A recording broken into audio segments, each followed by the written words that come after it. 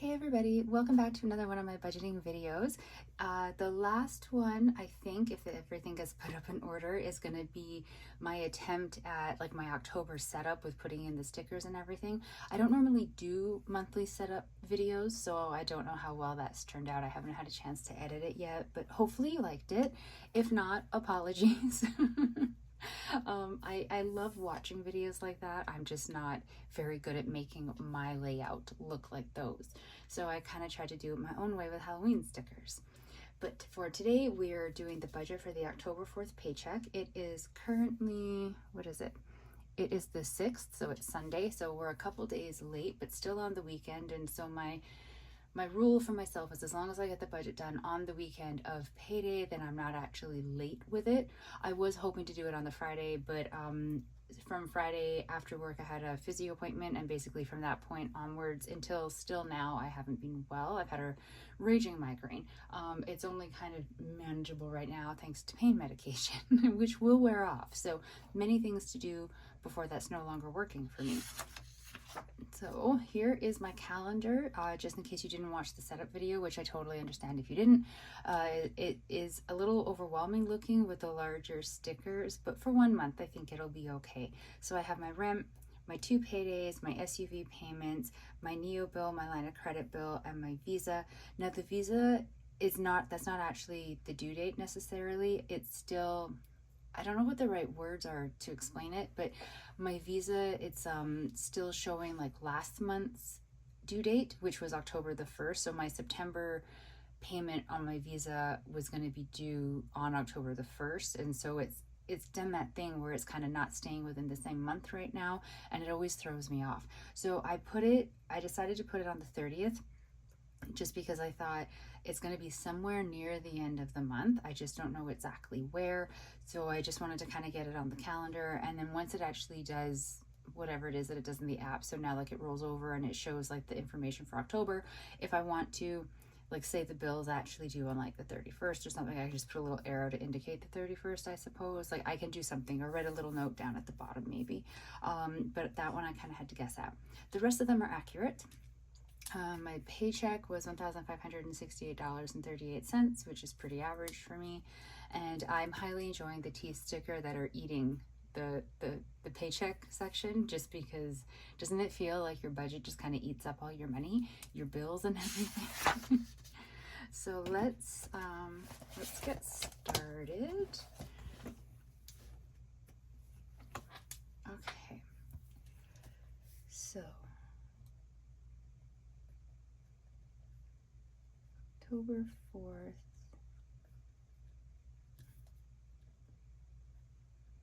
I'm curious if other people have already been sourcing out and looking for their 2025 budget planners. I started looking, but I think I was looking too early and none of the stores had any in, and the options that were coming up when I was searching online were still showing 2024 planners. And I've noticed that on Amazon they're finally starting to show 2025, or ones that are undated. Like this one's undated, so it kind of gets sold year round. This is my second year using this one, and I like it. I don't love it. The one that I love is no longer made, and I've never found one comparable to it, so I just sort of try different things and see how it goes.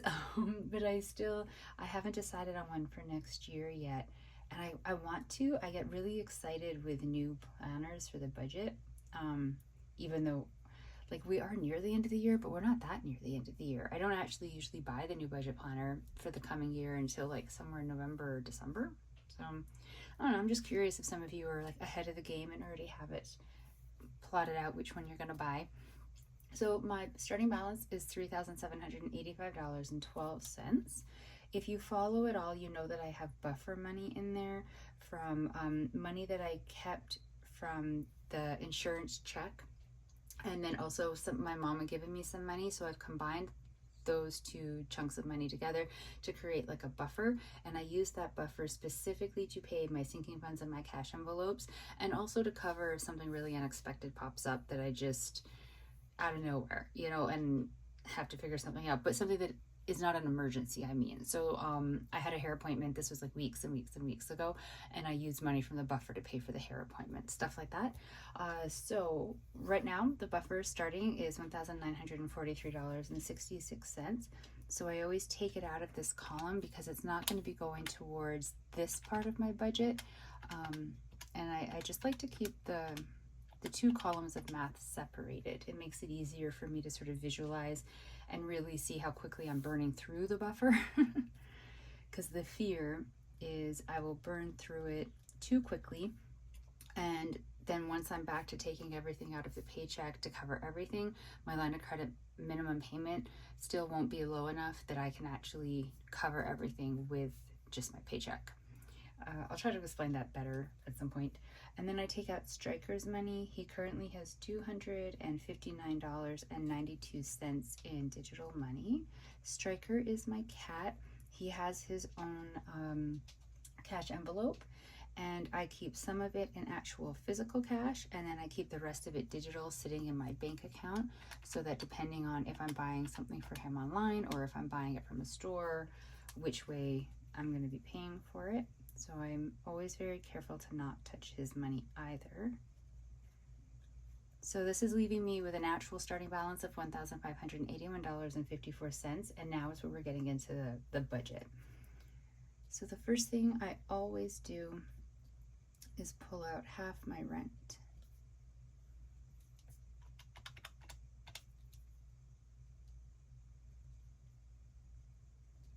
And then the next thing is my SUV payment.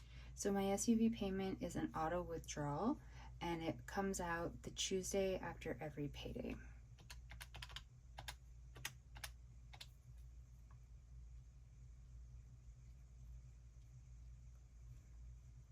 And then I put $60 every payday onto my cell phone. This way it keeps me a little bit ahead of the bill, because every month I'm actually paying a little bit more than what the proper balance of it is. So I'm actually sitting right now with a credit on my cell phone account.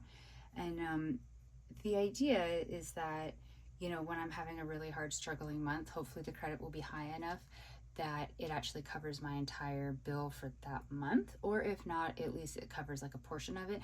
But I haven't yet taken advantage of that, because I want to save it for when things are really, really, really dire. I don't know when that will be, because every time things are really dire, I never remember to do that, but at some point I will. Now my Neo bill, it's higher than normal. It's $96.90. My Neo credit card is used exclusively for like, what is it called? Like subscriptions, or like things that are like auto charge. So I give money every month to the food bank, so that auto charges to the credit card. And like my Disney Plus and my Netflix, they auto charge to that credit card. I try to keep all of like my auto charge payments and bills and whatnot on this card, just so originally it was because I was holding a balance on my Visa card, and it was hard to ever get the balance down because these monthly charges were always coming on it, and I was having trouble kind of pulling apart when looking at the Visa balance how much of it is money I'm carrying over that I really need to make like this massive dent in, and how much of it is actual monthly expenses. Like, I just couldn't figure it out. So I moved almost all of them onto the Neo card. As I'm going through the year, I am sort of getting surprised every now and then by something that's like a yearly charge that charges to my Visa card, because I didn't realize I didn't move that one over, and I have to make the decision of if I'm going to move it over or not. The one that caught me last time was a subscription for something that I use for acting, and the payment went through, so it's done with. And I don't think I'm going to move it over, because I'm doing a lot better with my Visa card with paying off any charges that go on it within the same pay period. So I think like the one-off things like that charge to it should be okay and not trip me up. And I get better points with my Visa card than with my Neo. So I would like to be able to use it for these monthly recurring charges, but I want to wait until I feel a little bit more secure in my ability to use the Visa card wisely and not let it get away from me again, because then I'll just have to go through the hassle of moving everything back over to the Neo card. But there was there wasn't actually a lot of charges from the last pay period when I made a payment onto the Neo card, and yet the balance is really high. And from what I can tell from looking at the statement, there were some charges that technically should have been on the last bill, but they hadn't maybe fully processed through or something, so they weren't showing yet when I made my payment. So now it's high. It's $96.90. So now I'm down to $507.92. My Visa has a balance of $61.30. Now I did have it paid off to zero, and my thought was like, I'm never going to use it again. But that's not really realistic to life. So I have used it a couple times. My mom, if she wants something bought from Amazon, I have Amazon Prime, so I buy it for her and then ship it to her, because then there's no charge for the shipping. So she sent me money for what I bought her. That's fine. And then I also used the card for some takeout on a day where things were really rough and there was no possible way I was going to be cooking, but I also really did need a good meal because I'd been quite active that day, which is why my concussion symptoms were really rough. And something else, parking. I had put parking, so that my Visa card is still connected to the parking apps that I use around the city. I don't know why. It's kind of a pain in the butt to try to switch those over, so I just leave them connected to that card, and I had parking, which does actually mean I can figure out the math. See, I don't get it like a receipt for the parking because it's all done digitally. So I need to pull up the Visa statement, like the digital statement, to see how much was the actual parking, because that can be paid out of my transportation cash envelope. However, I'm only just thinking about that now, and because I did the budget at midnight and thought I was like so on the ball, I've already actually paid everything. So maybe we'll just leave it as it is. Yeah, I paid off the balance on the Visa, $61.30 from the budget, which pat on the back for me, because normally I don't have the money in the budget to be able to pay the Visa and the Neo and the line of credit that I'm about to put down, and so this is like a wow thing for me. I know it shouldn't be. It should be the norm, but just roll with me here. And then this is the part I am most excited about. So very excited about. Okay, let me pull out though numbers so that I get them right when I'm reading them to you.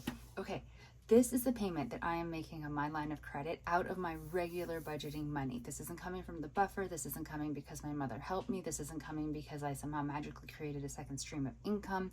This is just from my regular budget. Now, yes, I know like this regular budget is not including my cash envelopes or my sinking funds, but we're just going to gloss over that for now. I'm paying the full minimum balance of the line of credit on my first paycheck in October. And this is amazing to me.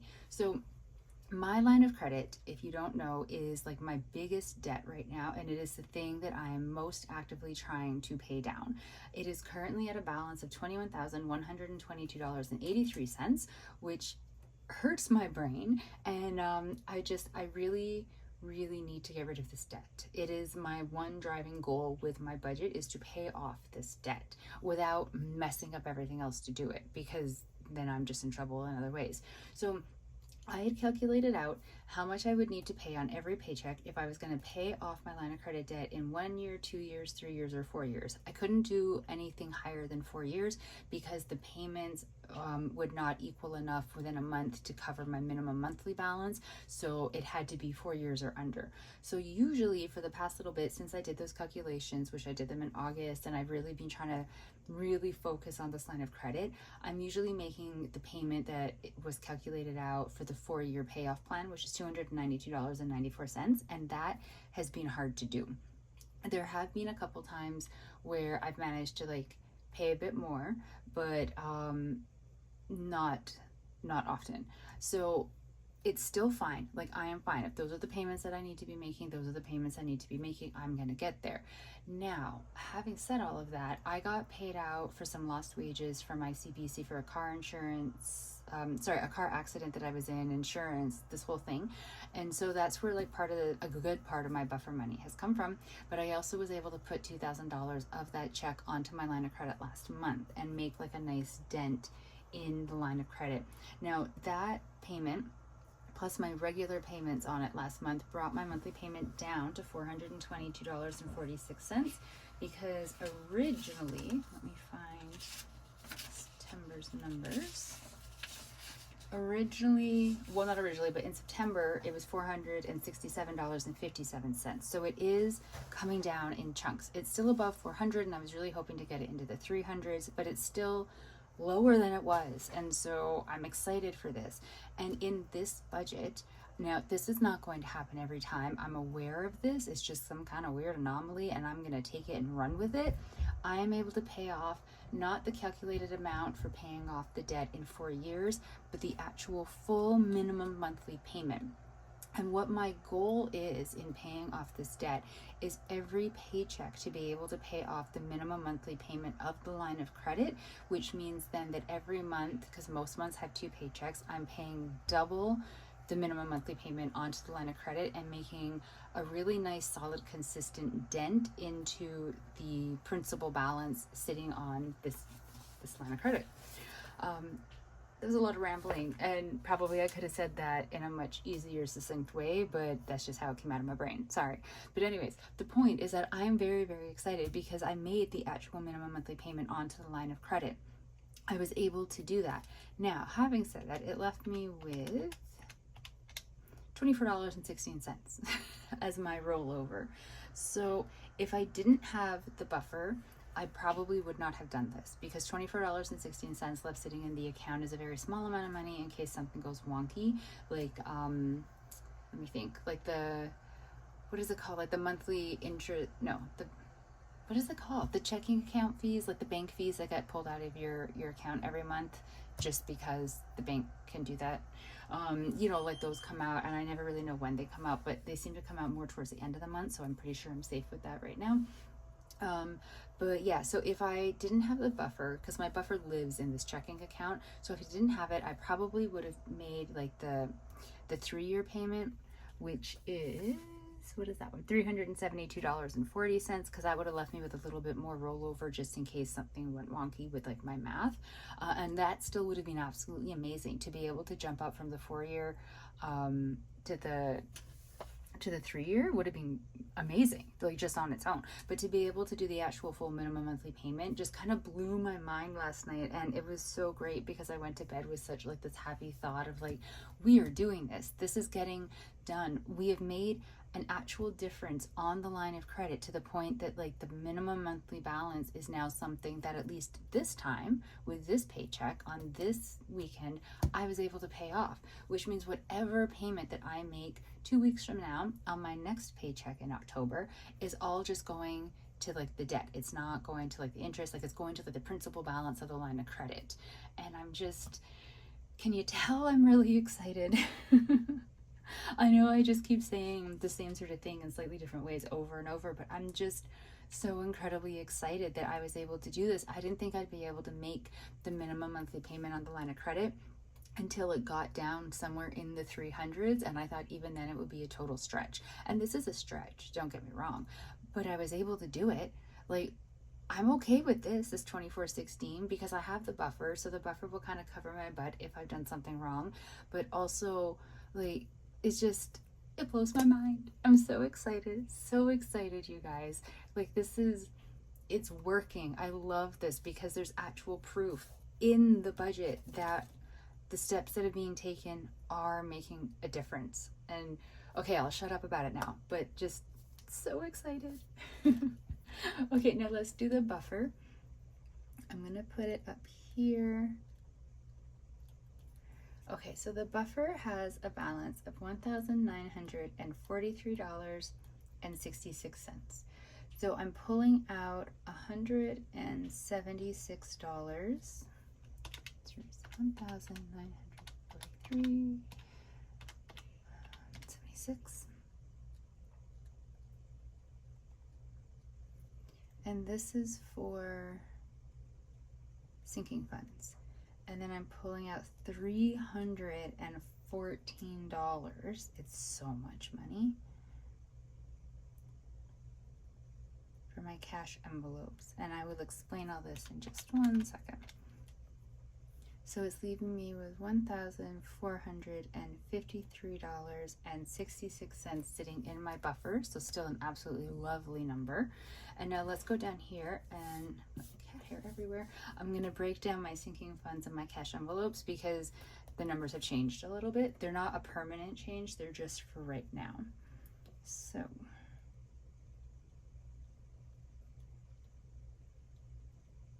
my sinking funds, my SUV insurance is $67. My tenant insurance is $14. My tech sinking fund gets $15. That's to cover my Norton antivirus, my Microsoft 365, and oh, I'm missing one. Norton, Microsoft, WordPress. My WordPress account, I think it is. I only get so many savings accounts with my bank, so I had to start like doubling up things in my sinking fund savings accounts. So I just put $5 for each one of those in there, and then when those various bills come up due on their time slots during the year, I have the money to pay for them. Dragon Boat, it's currently getting 0. I did this as a calculated move because I am going to have to fund this because I will have Dragon Boat fees next year. So I'm putting nothing in it right now to sort of ease the budget a little bit and like be able to put that money towards something else. But then when I get my tax refund, I'm going to take like $300 from that and put it immediately into the Dragon Boat and then start funding it again from that point forward. So this is not a permanent thing. Presents 20. An emergency fund 20. So I always just like to double check the math. So 176. Okay, and now my cash envelopes, which is the ones that like really changed. So there's Striker, groceries, miscellaneous, fun, physio, and transport, which is transportation.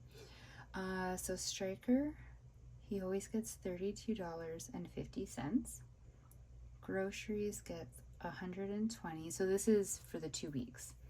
Miscellaneous, I'm bumping up to $60. And then fun, I'm keeping at $30. Physio had to go up because the cost of physio has gone up. So it's $31.50 will cover 2 sessions, and I usually have for this particular type of physio appointment 1 per week. And then transportation, $40, which may bite me in the butt because I have some longer drives coming up. So $32.50, $120, $60, $30, $31.50, and $40 is $314. So let me explain. Striker has stayed the same, that's fine. Groceries are the same, that's also fine. Miscellaneous is $60, where usually I put like $30. This is because coming up I have, okay, let's see, next weekend is Canadian Thanksgiving. So I'm gonna be baking 2 separate, I really didn't need to word it like that. I'm baking 2 pumpkin swirl cheesecakes for 2 separate things. And cheesecake requires cream cheese, and cream cheese is stupid expensive, as well as like there's going to be other baking costs. So I'm going to have a higher amount of costs coming for ingredients for the baking. And then the weekend after, I have another baking project that I haven't yet decided what I'm making, but I have to make something. It's for a Dragon Boat event, like a season end wrap party thing. I usually take a cake. I don't think I'm taking a cake this year, but I haven't figured out what I'm taking. But there is going to have to be, I am sure, some sort of ingredients purchased to go towards making whatever I end up making for that.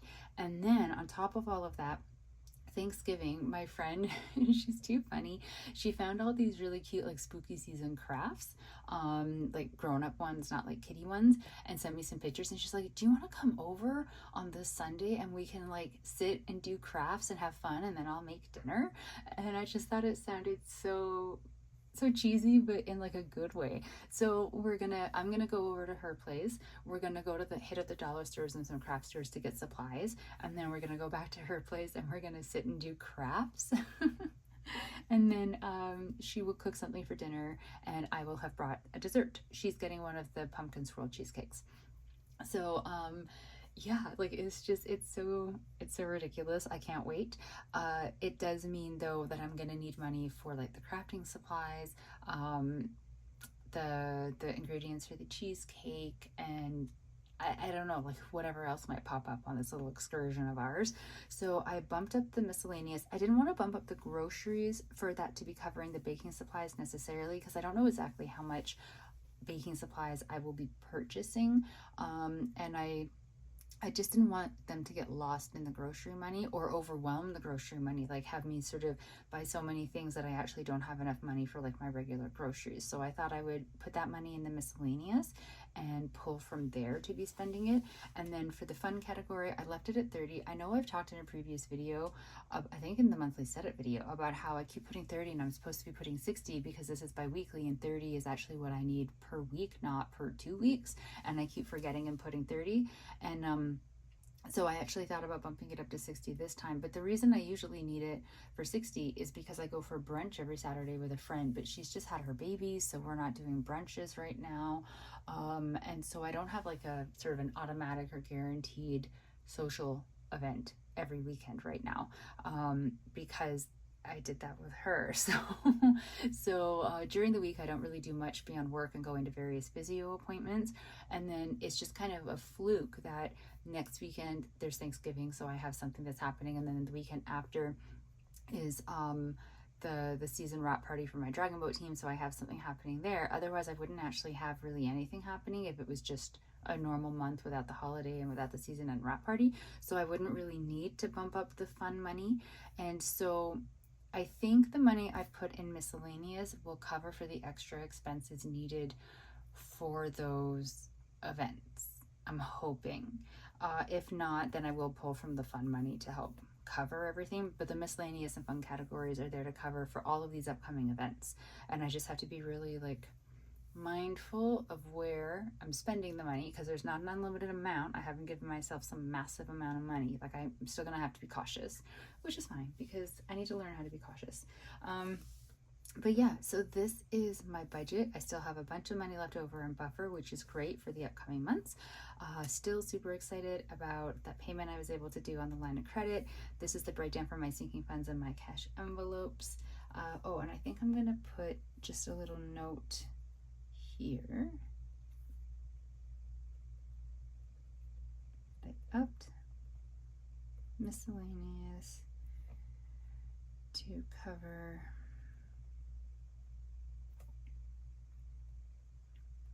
baking expenses